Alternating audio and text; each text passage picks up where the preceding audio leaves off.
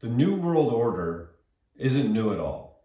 So the reason why I want to talk about this today is because the other day I posted a video and I tried to put a hashtag New World Order, and it wouldn't even let me put that on as a hashtag. It wouldn't, when I clicked on it, there wasn't anything to go there. Now maybe that's why, but I think you can create your own hashtag and then my video would be able to show up. So the fact that I wasn't able to create it was kind of got me thinking about, maybe there is some conspiracy theory. But what I want to say is it's not new, okay?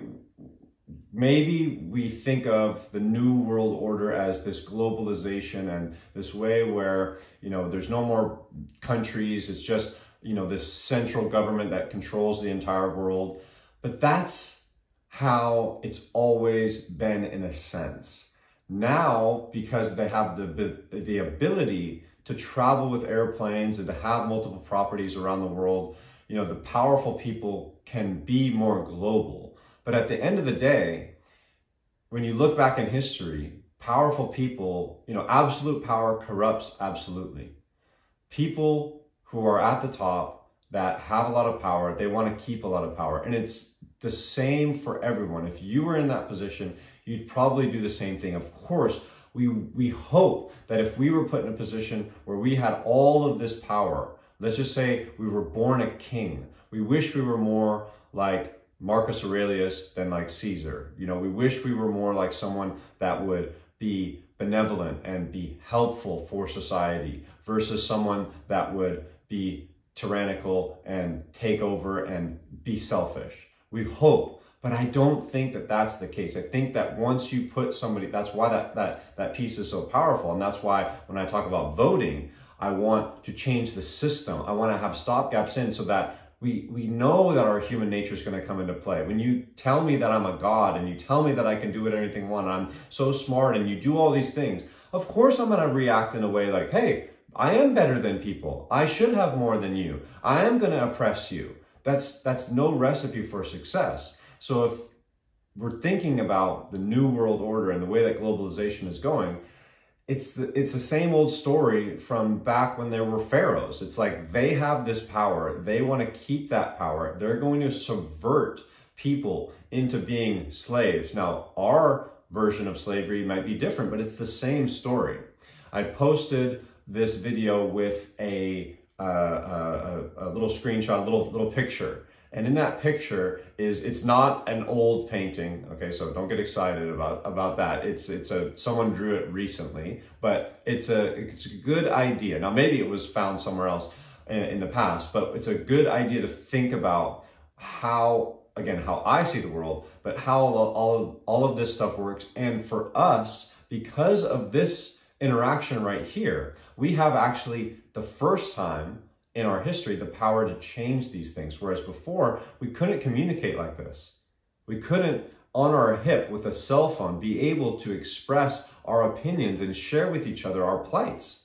This is why it's so important. I keep telling people, make a YouTube channel and express yourself so that we know what's going on. I think we have a lot more in common than we do difference.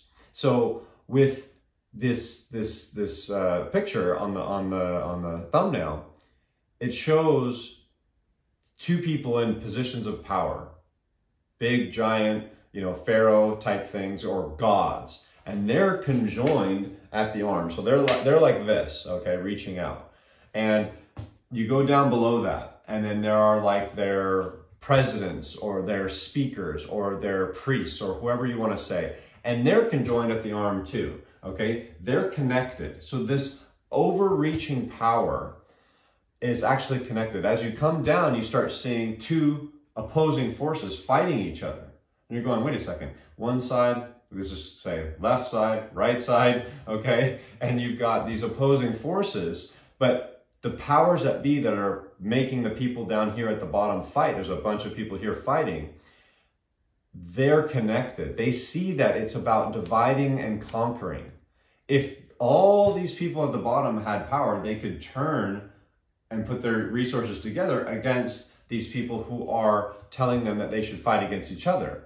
And then underneath all of that, there's like a grate, and then the people underneath are drinking the blood of the people who are fighting against each other. And I thought that it's such a great metaphor because that's what I see in our society today. We have groups of people who are in positions of power that aren't even the people that run the show. There's someone behind that. Again, this is why I don't vote, because I don't care who's in office. It's not going to change the fact that the system, the overarching system, is screwed up. We need to change that because people behind the scenes, people who aren't even on the Forbes list of billionaires and quadrillionaires, they can just, hey, I want you to write this law. Why? Because I have all the money and your job will disappear, or you might disappear because of this. We need to change that system. Now, it's easier said than done, obviously, but what I see is we have these opposing forces that are fighting over things that they don't even realize. I think Democrats and Republicans have way more in common than we do difference. We're being brainwashed. I think, like, you look at the fighting, it's like the news media and the government are fighting with one another, okay? And we're consuming that. So we're not drinking people's blood like in war, although we might, all right, you know, but I'm saying we're consuming that hate, that anger, the bloodshed that comes from it. And we're like, yeah, get him, Trump, or yeah, get him, Kamala. And we're so invested and we're so angry and so pent up that we're willing to consume all of that. And it's destroying us and we're against each other. It's the same old story of divide and conquer. And the difference today, and this is why I talk about this, is because we actually have a chance to change it.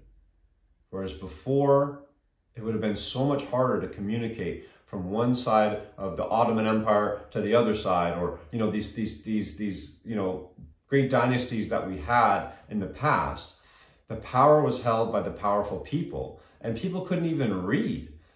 You know, I mean, if you wanted to send a document and say, hey, I need everybody to sign this petition, people couldn't even read it, right? And, you know, we were much more dependent on, you know, this powerful group of people to help guide us where we wanted to go. And so they really could do whatever they want. Now they can do whatever they want, but we're giving them that power. And, you know, I think that, again, the technology that we have right now, we're using it in kind of a very immature way.